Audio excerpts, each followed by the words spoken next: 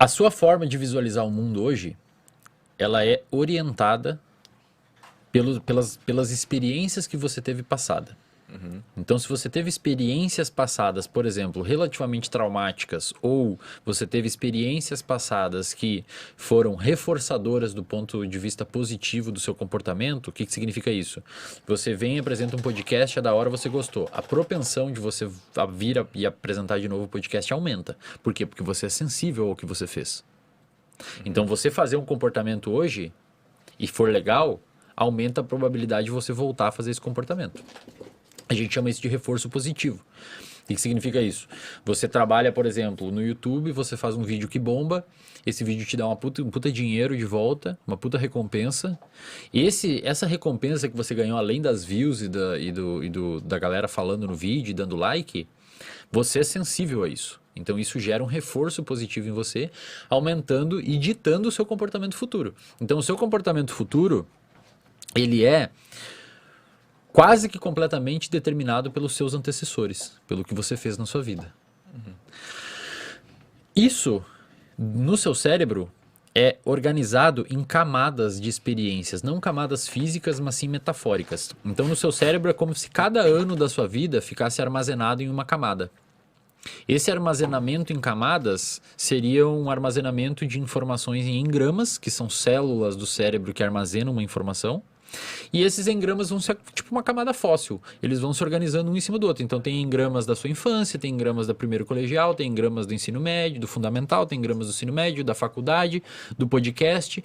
Tudo isso, e não só memórias vívidas que você tem, como onde que é a capital do Brasil, etc., mas sim memórias experienciais. Como é que você estava emocionalmente naquela época. Então, por exemplo, tem gente que agora se lembrar da época do confinamento na pandemia, as pessoas... pode dar um certo frio na barriga. Por quê? Porque elas às vezes elas não lembraram de nada específico, elas lembraram do jeito que elas estavam se sentindo e isso desperta um aumento de ansiedade nela. Tipo, como se acessasse um sentimento. Como se acessa... Ou quando você sente um cheiro, assim, por exemplo, e lembra de uma pessoa.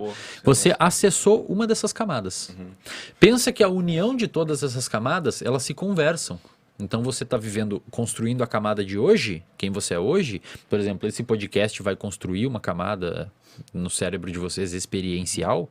Se for legal, se for um aprendizado, se for bacana, se for desconfortável, se for agradável. E vocês vão ser mais suscetíveis a responder a propostas futuras. Eventualmente alguém procura uma terapia, etc. Porque isso vai modificar a visão que vocês têm do mundo. Pensa assim, é bem complexo. Essas camadas construídas na sua cabeça, no seu cérebro, insisto, não são camadas físicas, são camadas metafóricas, experienciais. Essas camadas, elas se conectam entre si e elas armazenam um padrão de informação e o armazenamento desse padrão de informação, ele é ditado em parte pela relevância que aquela informação teve para você. Essa relevância, muitas vezes, ela é marcada pelo contexto emocional da experiência. Por isso que você tende a lembrar mais de coisas emocionalmente ativas, principalmente ruins, porque foi importante para você lembrar disso durante a história evolutiva. Afinal de contas, aquele caçador-coletor que lembra onde foi atacado por um tigre tende a não voltar lá, e então é importante ter essas memórias. O problema é que às vezes a gente lembra demais de coisas ruins e desperta uma ansiedade. Qual que é o problema, cara? Qual que é o problema, não? O que deixa mais complexo isso? Existe uma predisposição genética em cada um de nós para construir essas camadas de experiências. E a genética, de certa forma, deixa você mais ou menos suscetíveis a ir para um lado da camada. Então, digamos que tem um lado da camada que é uma hiperprodutividade e tem um lado da camada que é vício, em droga ou qualquer outra coisa. Um vício comportamental ruim, desadaptativo. E um outro lado é um vício bom, porque existem comportamentos que são praticamente um vício que são adaptativos. Correr, exercício, dieta, etc. Claro que se for em extremo pode ser ruim. A genética, ela não vai determinar se você vai para um lado ou outro. Ela vai deixar você mais responsivo a isso. Então, quando as pessoas falam assim, não, a genética determina não sei o quê. Genética não determina nada. Genética pode determinar a cor dos olhos, cor do cabelo, cor da pele, isso sim. Mas do ponto de vista comportamental, a genética não determina comportamento. A genética, o gene não determina comportamento. Mas ela meio que propicia. ela não é que propicia, ela deixa você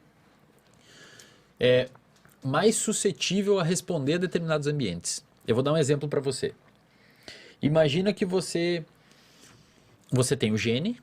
Esse gene, para quem não sabe, o seu gene, o seu material genético, ele não é toda a parte do gene que é codificável, isto é, que forma uma proteína. Lembrando que proteína não necessariamente é a proteína que vocês veem aí, consomem whey protein, né? Proteína pode ser um receptor de uma célula. Proteína pode ser um canal de uma célula, pode ser um neurotransmissor, pode ser um hormônio, etc. Tu sabe que quem teve aqui, o Dr. Vitor Azini, ele teve aqui, ele deu um exemplo que eu achei muito bom, que eu consegui entender bem essa parte, que ele falou que... tu me ajuda, Ramon, tu estava presente também. Mas que é como se fosse uma sala cheia de CDs e tu tem uma jukebox. E a genética é como se fosse esses CDs e o ambiente ou a coisa ali te faz escolher um desses CDs para tocar. Perfeito, cara. Boa Esse analogia. cara sabe pra caralho do que ele tá falando. Boa analogia. Muito bom. Porque assim, ó, até 95%, esse número é bem assustador, mas até 95% do seu código genético, ele é não codificável. Então o seu DNA, ele não se traduz em nada. Ah, tá, entendi. Ele é inútil. Ele não é que é inútil, aí que tá. Não. Uma parte dele é um junk, é um lixo mesmo, um DNA não codificável que a evolução deixou ali, silenciou e a gente não usa para nada. Mas uma outra parte desse DNA não codificável são fatores de transcrição ou elementos de transcrição. O que significa isso? É essa parte do DNA não codificável que manda a parte do DNA codificável codificar alguma coisa. E aí você me pergunta, quem que controla essa parte que controla o gene? O ambiente. Então imagina que você é um... Opa, boa noite. Boa noite, tudo bom? Imagina que você é um roedor do deserto e você tem um gene no seu... uma parte não codificável do gene que é ativada por uma mudança de temperatura no ambiente. Olha que louco, cara. E depois a gente volta pro que a gente falou antes, tá? Eu não esqueço, eu volto nos assuntos. Olha que louco. Essa parte desse gene vai sentir uma mudança de temperatura no ambiente, então a temperatura subiu, vai ativar esses fatores de transcrição que vão ativar o DNA, e pode ser que essa ativação de DNA sintetize alguma proteína envolvida na manutenção hidroeletrolítica do seu corpo. Então o que significa isso? Um aumento de temperatura ambiental fez alguma genética, algum fator de transcrição no seu rim, ou se você é um roedor do deserto, lá no rinzinho do roedor do deserto, que vai sintetizar proteína para diminuir o quanto de água aquele animal está perdendo, porque esquentou o ambiente, ele tem que perder menos água.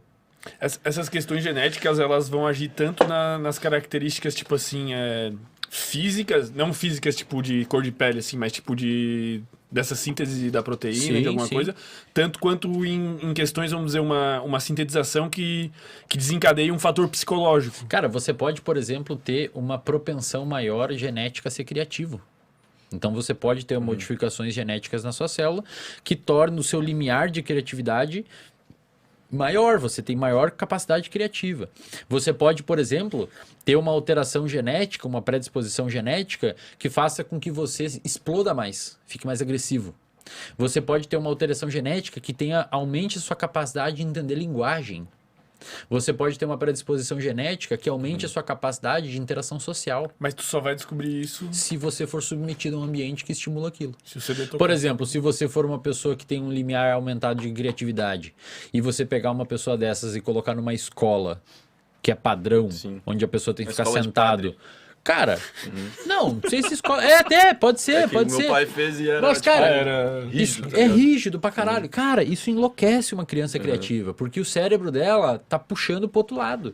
É uma pessoa que associa fácil ideias, é uma pessoa que gosta de estímulos, gosta de cores, é uma pessoa que tem uma propensão maior a conectar ideias que aparentemente estavam desconectadas. E aí você pega essa pessoa e coloca dentro de uma caixinha... Você olhou ali procurar minha assinatura, né? Eu vi. Você pega uma pessoa e coloca dentro de uma caixinha e formata essa pessoa dentro de um sistema e um padrão. Cara, o único lugar que essa pessoa não podia estar era ali. Quem que tem que estar ali? Uma pessoa que tem uma predisposição genética a gostar de entender as coisas dentro de um padrão específico e não uma pessoa que desconecta ideias. Então, pensa assim comigo. Isso eu falo na internet e eventualmente soa como algo um pouco polêmico. Mas na minha opinião, como neurocientista e na minha prática clínica e o que eu entendo hoje de neurociências, a diferença entre uma pessoa que vai abrir um transtorno psiquiátrico e uma pessoa que vai se dar muito bem na vida é o ambiente que aquela pessoa está submetida. Qual que é a diferença de um maluco, de um gênio e de um maluco, de um doido? É o ambiente? Cara, o ambiente que você submeteu aquela pessoa. Por exemplo, Elon Musk, é um cara que eu adoro citar. O cara é louco. O cara tem ideias autismo, que ninguém né? teria, cara. Não é questão do autismo. Ele tem autismo leve, ele revelou. Mas a questão é que a forma que ele toma decisão não é uma forma normal de tomar decisão. É contra-intuitivo. O cara quer Muitas fazer vezes. população popular outros planetas, cara. Pra Marte. Tipo, uma pessoa normal não chega numa conclusão dessas.